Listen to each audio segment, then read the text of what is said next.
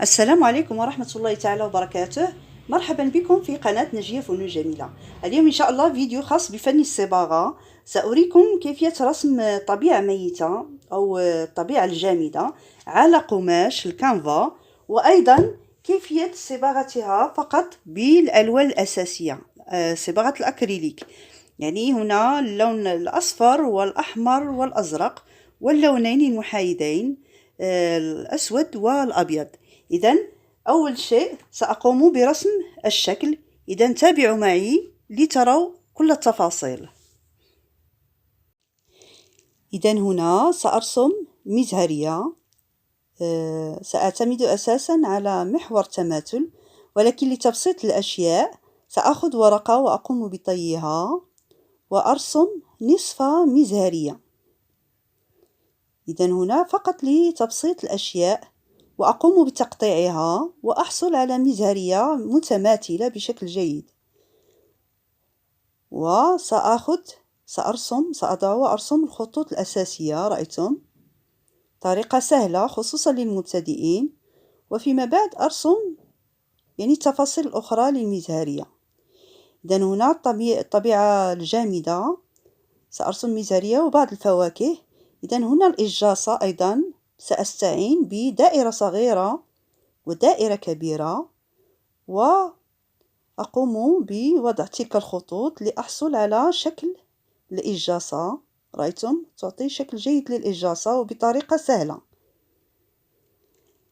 الآن بالنسبة سأضيف حبات الكرز، يعني غصن صغير وبعض الوريقات، وأضيف حبات الكرز على شكل دوائر صغيرة. إذن هنا كما رأيتم اعتمدت أساسا على تقريبا الأشكال دائرية، يعني أشكال هندسية. إذن هنا حبات الكرز ووريقات الكرز، وأيضا سأضيف التفاحة على شكل دائري. أيضا ممكن أن أرسمها أيضا على شكل تقريبا قلب، يعني هذه بالنسبة للتفاح. يعني هنا أخذت هذا النموذج المبسط. رأيتم؟ وممكن أن أضيف أزهار فيما بعد. إذن هنا سأركز كما قلت على فقط الألوان الأساسية كما سترون. إذن هنا سأبدأ بخلفية اللوحة. رأيتم؟ الأصفر والأزرق يعطينا الأخضر وبعض الأحمر، يعني يعطي بنفسجي، يعطي بني غامق. ودائما أضيف الأبيض وبعض الأسود والأحمر. إذن هنا بالنسبة للخلفية مزيج من هذه الألوان الأساسية، ولكن هذه الجهة ستكون غامقة، والجهة الأخرى سأضيف الأصفر أكثر والأبيض لتكون فاتحة. وهنا بالنسبة للخلفية يعني ضربات بالفرشاة فقط، يعني كتقنية فقط. إذن هنا الأصفر والأبيض لتفتيح هذه الجهة. رأيتم؟ إذن وهنا دائما أستعين ببعض الأزرق وشيئا ما من الأسود، لا نكثر من اللون الأسود. والآن الأحمر مع الأزرق يعطينا البنفسجي. سأقوم بصباغة كما ترون المزهرية. إذن أستعين باللون الأسود لصباغة يعني جوف المزهرية أو وسط المزهرية، وأيضا الجانب والجانب الآخر. بطبيعة الحال سأستعمل اللون الأبيض لتفتيح اللون بنفسجي فاتح. إذن دائما يعني سر الرسم أو لإعطاء الشكل الحجم للأشياء دائما الظل والضوء. إذن هنا رأيتم المزهرية كيف كانت تبدو في الأول، وعندما نضيف الغامق والفاتح يعني تعطينا الحجم. إذن هنا كما رأيتم أضيف اللون الأبيض لإعطاء تلك اللمعة وإعطائها الحجم. رأيتم؟ فقط باللون الأبيض وتفتيح يعني مكان الضوء. إذن دائما يجب أن نختار مصدر الضوء. إذا الآن سأمر لأرضية اللوحة. رأيتم؟ الأصفر مع الأحمر يعطينا البرتقالي ونضيف شيئا ما الأزرق والأبيض، يعني نحصل على هذا اللون.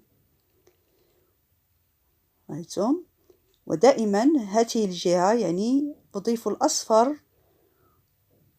والأبيض أكثر من الجهة الأخرى.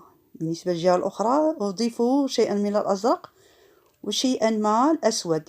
إذن هناك نصيحة: لا يجب استعمال الأسود بطريقة يعني بكمية كثيرة، فقط شيئا ما، ودائما نمزجه مع ألوان أخرى.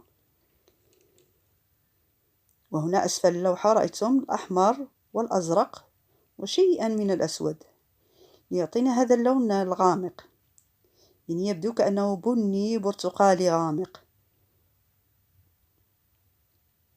إذا الآن الأزرق والأصفر يعطينا الأخضر. كما ترون بالنسبة للإجاصة دائما اللون الأسود للجوانب، لغمق بعض الجوانب، واللون الأبيض والأصفر لتفتيح بعض الأماكن، يعني مصدر الضوء أيضا.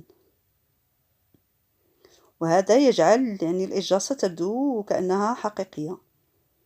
وبالنسبة لغصن الإجاصة الأزرق والأحمر وشيئا من الأسود، يعني يعطينا ذاك البني الغامق. والآن بالنسبة للتفاحة رأيتم يعني أحمر وأصفر، أحمر وأزرق، شيئا من الأسود، وأضيف الأحمر كما هو مع شيئا من الأصفر لتفتيح بعض الأماكن، وضروري يعني إضافة الأبيض لإعطاء تلك اللمعة. رأيتم كيف تبدو؟ إذن هنا بالنسبة لحبات الكرز يعني بدأت بالغصن بالبني كما رأيتم، ودائما أقوم بتفتيح الأماكن بإضافة دائما الأبيض وشيئا من الأصفر. وبالنسبة للورقات رأيتم الأزرق والأصفر، كمية الأزرق أكثر لأنه أعطاني هذا اللون الأخضر الغامق. دائما أبدأ بالغامق ثم أقوم بتفتيح الأشياء فيما بعد. إذن هنا لتفتيحها يعني أضفت كمية الأصفر أكثر والأبيض. إذن هكذا، إذن طريقة سهلة وفقط بالألوان الأساسية ممكن أن أحصل على عدة ألوان. إذن كما ترون يعني اللوحة بالكامل ستكون فقط بهذه الألوان الأساسية التي أمامكم. إذن هنا حبات الكرز الأحمر مع شيئا من الأسود، دائما شيء من الأسود، ودائما نمزج الأسود مع الألوان الأخرى، لا يمكن استعماله هكذا لوحده. إذن هنا الأحمر أضفت شيئا من الأبيض ورأيتم كيف تبدو. والآن أخذت اللون الأبيض لتفتيح بعض الأماكن وإضافة تلك اللمعة، وهذه اللمعة هي التي تعطيها يعني تبدو كأنها حقيقية. إذن هكذا، إذن طريقة بسيطة. وبالنسبة للمزهرية ممكن أن أتركها هكذا، وممكن أن أضيف الأزهار. بالنسبة لي أضفت هذه الأزهار مع ورقات. إذن مزيج من الأزرق والأصفر أعطاني الأخضر، وأيضا بالنسبة للأزهار بطريقة مبسطة فقط بالأبيض. إذن سأكمل هذه الأزهار وأريكم الشكل النهائي. إذن هذا هو الشكل النهائي للوحة. رأيتم كيف تبدو الأزهار، وأيضا رأيتم الفواكه كيف تبدو، دائما الظل والضوء وفقط بالألوان الأساسية. حصلنا على لوحة فنية رائعة كما ترون. أرجو أن تنال إعجابكم. ألقاكم بحول الله في الفيديو القادم. لا تنسوا دعم القناة والاشتراك، ودمتم أوفياء.